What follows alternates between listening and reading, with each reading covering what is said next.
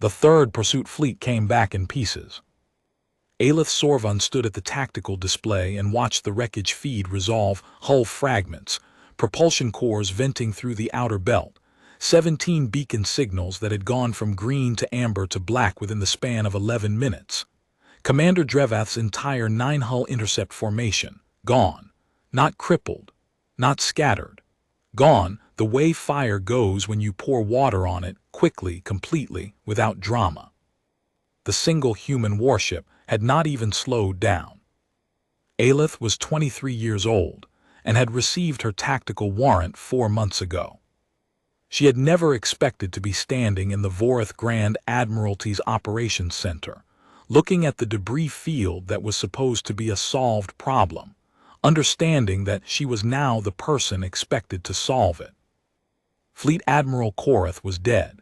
He had died with the third wave, personally commanding from the forward strike cruiser, because the first 2 failed attempts had embarrassed him enough that he wanted a visible hand on the resolution. The human warship had resolved him instead. 3 cruisers, 4 destroyers, 2 support vessels. 11 minutes. No transmissions from any of them after the first engagement pass. The name in every report was the same, ISF Carrion Tide. Subcommander Sorvan. The operations director, an older male officer named Veth, moved through the room with the careful precision of someone who had already decided exactly how much panic he was allowed to show.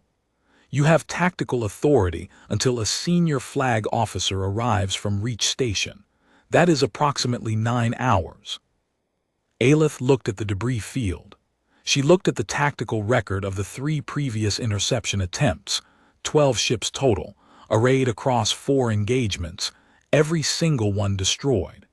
She looked at the projected course line for the human vessel, already updated from the last reported contact 41 minutes ago. "It's heading for the Soveth Logistics Depot," she said. "Yes." 1,200 crew at that depot. "Yes." She pulled up the asset inventory for the current system. Not a lot to work with. 2 patrol cutters, a light escort, and a mine layer that had been processing refuel when the third wave launched. 4 hulls, against something that had eaten 3 fleets in 72 hours. Aelith had been raised on Morith Prime, where the winter storms came off the eastern sea in walls of gray-black water that turned roads to rivers in under an hour. Her father had been a harbor authority inspector. He had taught her early that you did not beat a storm by opposing it. You beat a storm by knowing which direction it wanted to go, and making sure you were not in that direction, and making sure the thing it was heading toward was also not there anymore. She started moving. The evacuation order for Soveth Depot went out before she had even filed a tactical brief. 4 hours. Every non-essential crew, every civilian support worker, every transport and courier and supply tender out through the inner transit gate with everything that could be carried. The logistics officer at the depot pushed back twice, and twice Aelith repeated the same 3 words. "It is coming." He stopped pushing back. The 2 patrol cutters were not sent to intercept. That would be the 4th wave repeating the same error.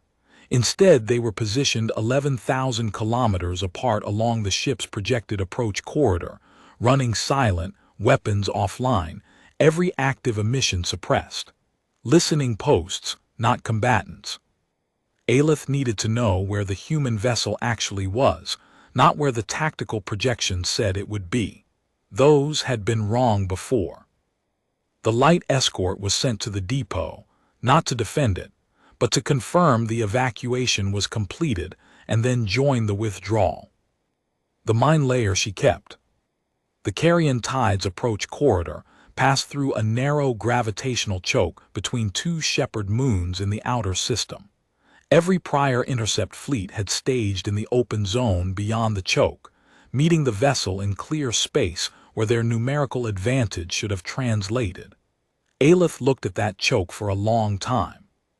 The moons were close enough together that any ship passing between them would be channeled through a 500-kilometer transit window at reduced maneuver speed. Not helpless, but constrained. Not a killing ground. She was not foolish enough to think she could kill it, but a place where she could make it choose. The mine layer seeded the transit window over 3 hours, not in a kill pattern but in a grid designed to force lateral displacement. Anyone passing through at full maneuver would clear it without contact. Anyone passing through at reduced speed, constrained by the gravitational geometry, would have to make 17 course corrections over 8 minutes, each one observable, each one limiting the next option. She was building a map of how it thought. The first patrol cutter picked up the carrion tide 4 hours into her preparations. It was moving slower than the tactical projections had suggested, not slower as in damaged, but slower as in deliberate, the way a surgeon moves, each action considered. The second cutter updated the bearing 18 minutes later.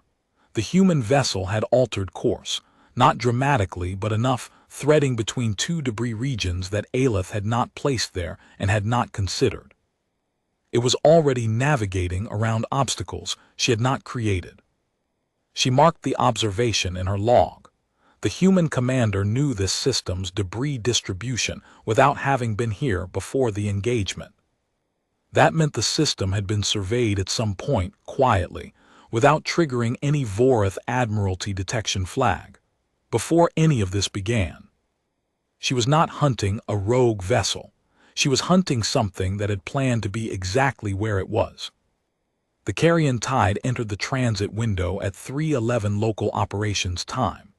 Aelith was watching the positional feed with the kind of focused stillness she had learned watching storm surge approach from her father's dock, the understanding that emotion was noise, and that what the surge did next was the only information that mattered.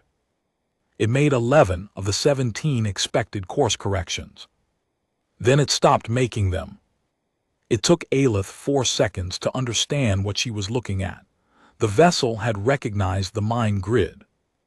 Not in the way a ship recognizes a minefield by triggering a proximity alarm, but the way a pilot recognizes a layout, reads the geometry, understands the intent behind the placement. The course corrections had stopped not because it had cleared the grid, but because it had identified the pattern and was now moving through the gaps that the pattern left, calmly and without urgency, the way you walk through a room you have memorized in the dark. Her mind grid had taken 3 hours to lay. It had taken the carrion tide approximately 90 seconds to read it. The human ship cleared the transit window at 3:18. It had not been slowed. It had not been damaged.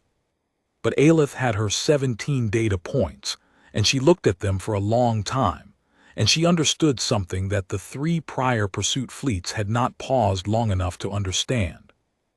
The carrion tide was not running a rampage. It was running a route.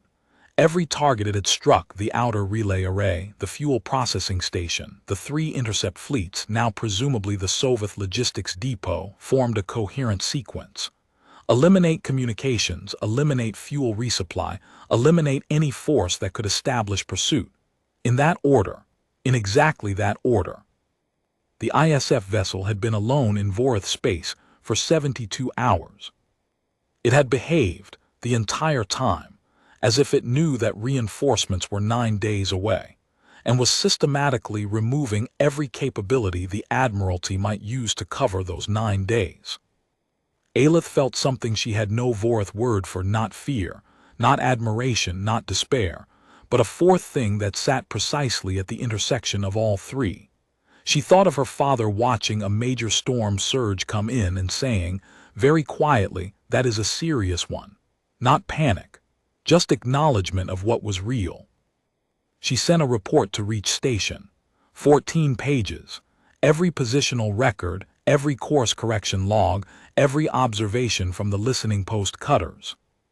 She included her analysis of the sequential target logic, with a note that the human commander aboard the carrion tide had surveyed this system before the engagement began, and had constructed a tactical sequence that would take 9 days to complete.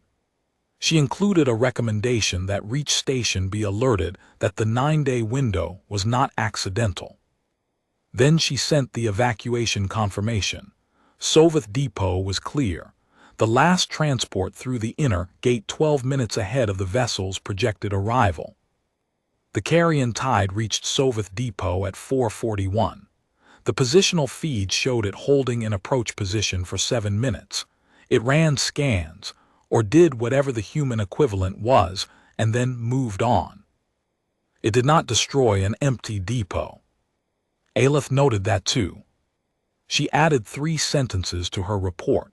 It declined to destroy an evacuated facility. It verified the facility was empty before making the decision. Whatever it is doing here, it is not wanton. Director Veth appeared at her station at 5:03. He looked at the last positional update and then at the 14-page report she had filed, and he was quiet for a moment. "You evacuated the depot," he said. "Yes." It turned away. "Yes. So we lost the depot's operational capability without it being destroyed." He paused.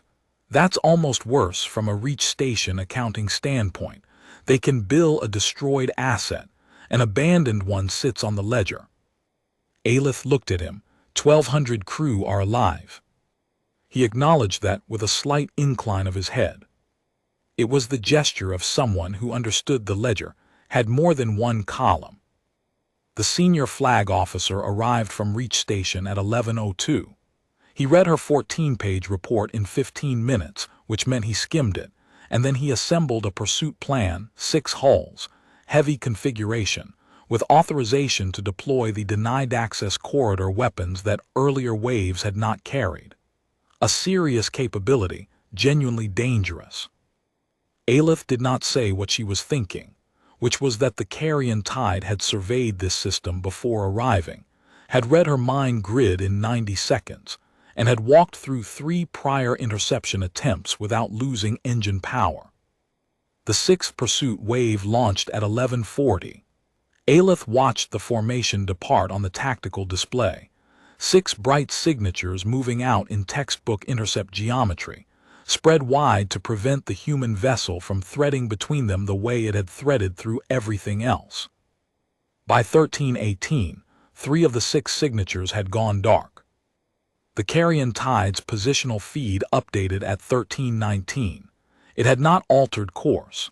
It was still moving at the same deliberate speed, toward the same next node in the target sequence Aleph had already mapped.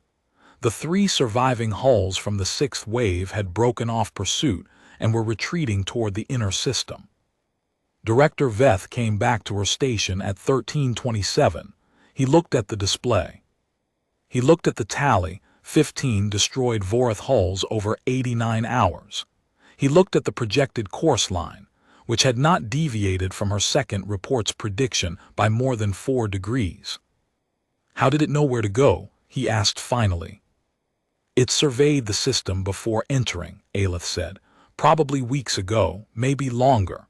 She pulled up the observation log from the first patrol cutter, the moment where the carrion tide had navigated around debris she had not placed. "It came here with a plan. We interrupted it twice. It adjusted and continued both times. We were never the variable it was concerned about." Veth absorbed that. "You're saying it came to do a job." "I'm saying it is still doing the job." He did not reply to that. There was nothing to reply to. They both looked at the display, at the single bright signature moving steadily toward the outer communications relay that Aleph's second report had flagged as the next target. Right on schedule. Unhurried. She returned to her observation post. She watched the positional feeds. She updated her analysis. At some point in the 7th hour, she realized she had been doing something her Vorath tactical training had never formally taught her, but her father had. She was learning the shape of the storm. Not to stop it. A storm does not stop because you understand it, but to understand it well enough to know which direction it would go next, and to make sure that when Reach Station forces arrived in 9 days, they would be inheriting not a mystery but a map. She filed a second report. 31 pages. Projected target sequence for the next 9 days. Estimated probability at each node. A note about the human commander's behavior at Sovath Depot, the refusal to destroy an empty facility, with the observation that this suggested operational constraints and not merely technical capability. Whatever doctrine governed the carrion tide distinguished between targets that were worth the cost and targets that were not. Understanding that distinction was not a comfort. But it was information. The senior flag officer glanced at the second report and told her the pursuit wave would handle it. Aelith said nothing. She had said what she had to say. She had put it in writing in 31 pages, which was the only kind of saying that outlasted the people in the room. She looked at the projected course line one more time. The carrion tide was already past the outer system's second relay cluster, moving precisely as she had predicted, deliberate, patient, unhurried by anything anyone had thrown at it. She had not stopped it. Nobody in the Vorath Admiralty had stopped it, or would stop it, before Reach Station's 9-day reinforcement could arrive. She understood that clearly and without sentiment. But she had mapped it. 22 observation points, 2 full analysis reports, a behavioral profile that had not existed 72 hours ago and now existed in 31 pages. She had turned a mystery into a documented adversary, and every admiral who came after her would know what the admirals before her had not. The ship they were hunting had planned this from the start. Aelith filed both reports to the Permanent Tactical Archive and sealed them under her warrant number. Outside the operations center's viewport, the outer system was dark and quiet, the debris from 3 pursuit fleets drifting in long silent arcs that would still be drifting, unchanged, in 1,000 years. The carrion tide was a faint signature at the edge of the long-range sensor reach, moving steadily into the middle system. She watched it until it crossed the detection threshold, and the display lost it entirely. Then she went back to work.